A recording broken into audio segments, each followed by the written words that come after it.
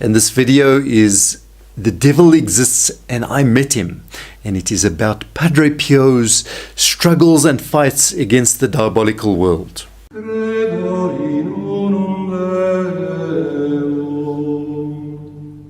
Hello friends, and welcome to our channel Following Padre Pio, where we have a series of short stories on the life of our great Saint Padre Pio. He was a Capuchin friar, a mystic, and a tremendous miracle worker.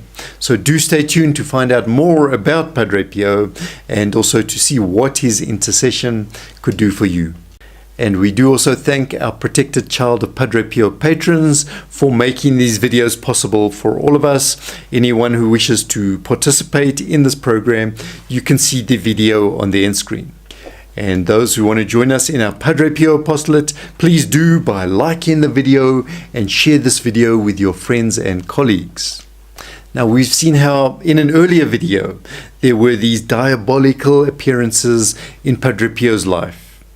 And it was something very real, and other people were aware of it happening. It was always something horrific that people could never get used to.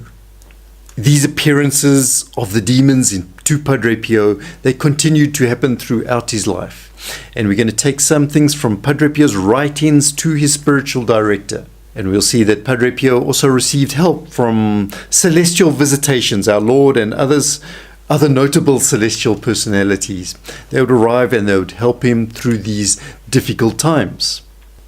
And of course, if our Lord is arriving to help you, then in that time Padre Pio took advantage to develop a real intimate personal conversation with our Lord Jesus Christ. So something really good came out of it, and the devil was trying to prevent this from happening. So we're going to see from Padre Pio's writings, his conversations, how he describes them with our Lord. And this is from the book, The Last Mass of Padre Pio. And so here he's writing to his spiritual director.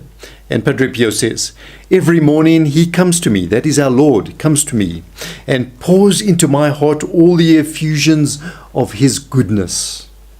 I wish, if I could do so, to wash my blood with those places that have scandalized so many souls." So he wants to make his soul absolutely pure after having been visited by our Lord. "But forever praise the mercy of Jesus. This merciful Jesus always asks me for love." So he's having some pretty intimate conversations with our Lord himself. And then Padre Pio goes on to contrast the delights of meeting our Lord with the reality of these battles that he had to go through.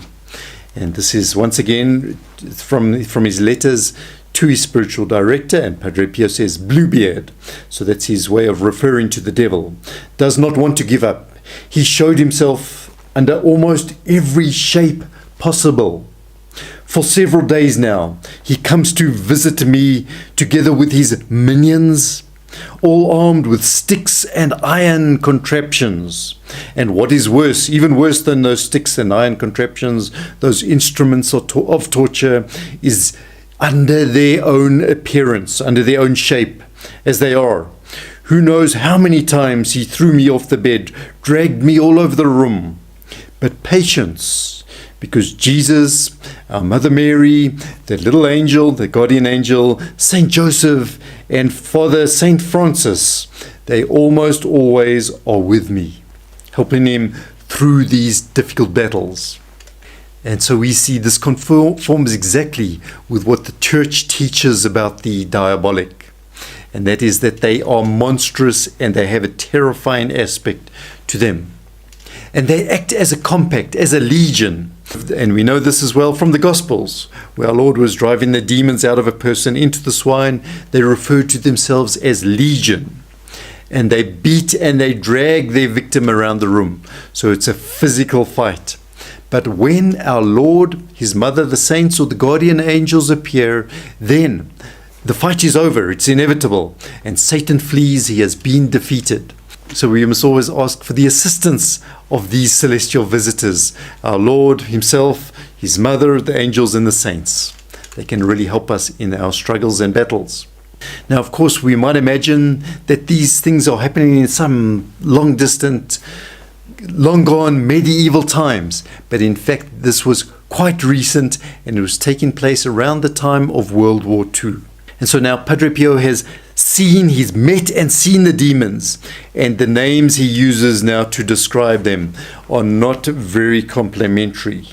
So these are some of the names that Padre Pio uses to refer to the demons. So he's describing them through their names, and he calls him the ugly moustache bearer, blue-beard scoundrel. So these are the names for the demons he uses.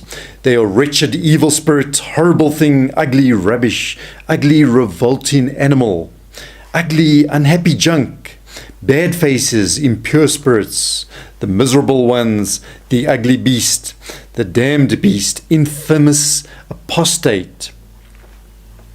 And he continues later on, roaring wild beasts with a spiteful temper and the prince of darkness.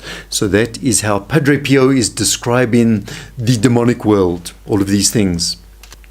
And now in another little example, we'll see how the demons are completely unfair, and they have these ongoing assaults against our Lord, against Padre Pio.